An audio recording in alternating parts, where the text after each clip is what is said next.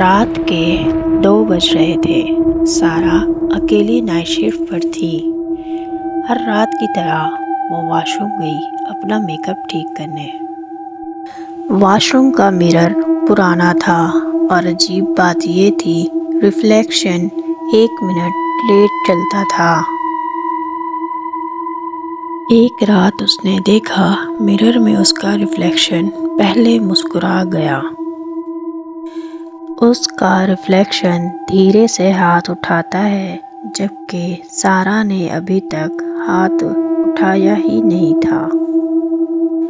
सारा ने flash light on की और देखा रिफ्लेक्शन की आंखें पूरी तरह काली और जख्मी थीं। तुमने मेरी जगह ले ली, अब मेरी बारी है। अब लाइट्स ब्लिंक हुई और सारा कभी वापस नहीं आई। सीसीटीवी फुटेज में सिर्फ इतना था कि सारा अंदर गई लेकिन बाहर कभी नहीं निकली। अगली सुबह मिरर पे लिखा था, नेक्स्ट कॉल एट 3 AM।